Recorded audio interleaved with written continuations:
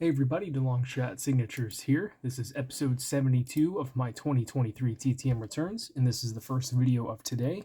The other one will be of the first day of Indy 500 practice in-person autograph recap, which technically isn't the first day now because they never got cars on the track. But regardless, that'll be in the next video. This one, I'm going to talk about 3 days worth of successes. I have a total of 7. So this one came in on Saturday, was the only one. And this is coming back one of one in 12 days from former NHRA funny car driver Jim Epler. Epler is probably best known for being the first ever funny car driver to register an over 300 mile per hour run. I think they're creeping towards the 340 now, 340 mark now if they haven't hit that already. But absolutely crazy the speeds that they go at and the evolution of how that's gone down.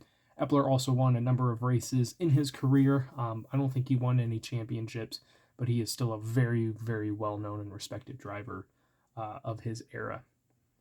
Then we got 3 successes that came in, or was it 2? It was 2 successes and a failure. The failure was Gary Kloppenberg, I think is his name, former WNBA coach, sent to an address that was still on file, and apparently he has not lived there in 5 or 6 years. Received a note from the current owner of the house, so I'll have to look into that again. Maybe there's a secondary address I can send to, but that came back as a failure. But I did get 2 successes yesterday on Monday. So first one is a 2 of 2 success that came back in 7 days from former longtime NFL defensive coordinator and former Miami Dolphins interim head coach Jim Bates. Bates also was a head coach at the USFL level, I think for just a season or 2. He ended up resigning because the league couldn't pay its players, and he didn't agree with that. But as you can see from that photo, he was very much a player's coach. He held a bunch of different positions, mainly on the defensive side.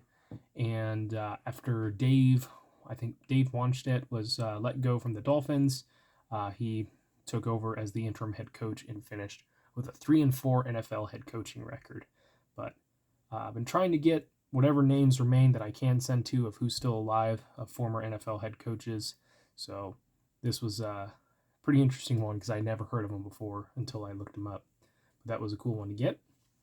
Speaking of former coaches, this guy was also a former NHL player.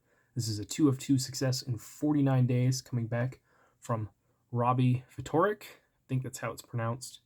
But he had himself a decent playing career, coached 3 different teams. I think it was the Kings, the Bruins, and the Devils, each for two or 3 seasons each. Had some NHL success as a head coach, not a ton, but did a lot of minor league coaching and included Calder Cup championship in the mid-2000s. So saw someone else get him back, so I thought that was pretty cool to add.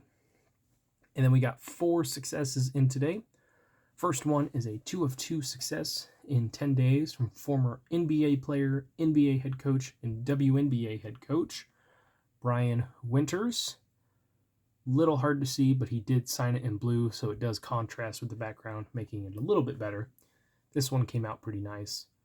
Winters was a decent player. I think he was a first-round pick in the 70s.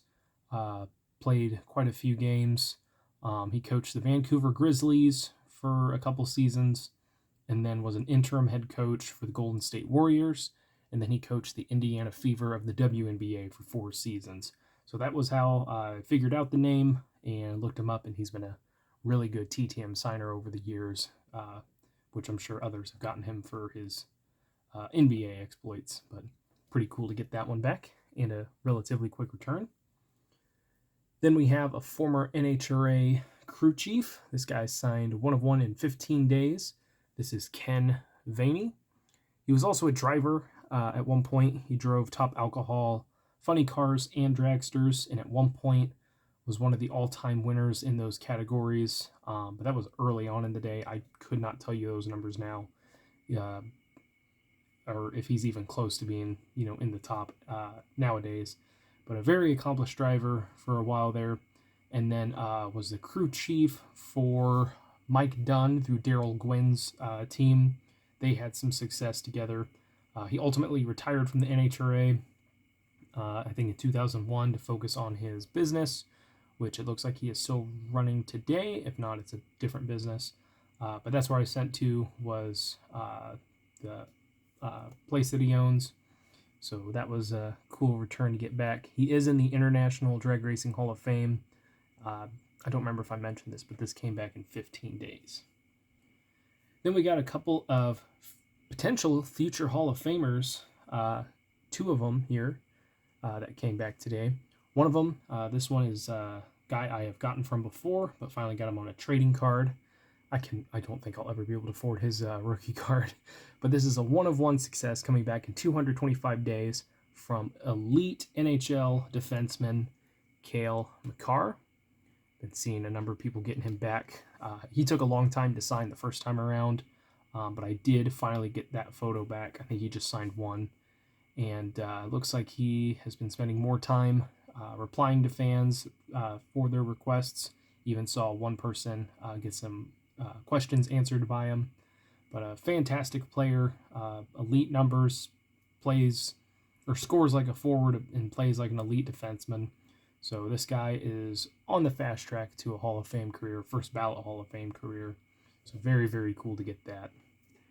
And the last one here is a 1-of-1 return that came back in 111 days from a very accomplished linebacker who had a very short career. So it's kind of a borderline Hall of Fame career, but we'll talk about it a little bit. This is coming back from 49ers Patrick Willis. So he's been a decent signer as of recently, especially during this season. Sent at the tail end. Took a little while to get back, but I cannot complain. One, it's an addition to my 2014 score set, which always loving to add to that one. And this guy made 7 Pro Bowls, 5-time first team All-Pro, 2007 Defensive Rookie of the Year. His numbers are great. I think he was an inside linebacker. I could be totally wrong on that. But he was a linebacker, and he was great in coverage, but also could rush the passer. He had over 20 sacks in his career, I think 8 interceptions. And his big thing was the volume of tackling that he accomplished. I think he led the league 3 or 4 times in tackles, a bunch of forced fumbles. So a very, very dominant player on the defensive side of the ball. Although his career only lasted parts of 8 seasons, as I think he got injured early in his last year and suddenly retired when a bunch of other 49ers players were retiring, leaving the team, or getting arrested. Very dark times for the San Francisco 49ers there. But with the recent additions to the Hall of Fame of guys like Calvin Johnson, Tony Baselli, Terrell Davis, and some other guys, it's very, very possible that Patrick Willis could see his name called just for the fact of what he accomplished was amazing. He didn't need to add a whole bunch of other counting stats by continuing to play if he wasn't going to be able to play at an all-pro level, because this guy was the standard for his time. So very, very cool returns over the past few days. And then I got some awesome stuff to share with you guys from the track.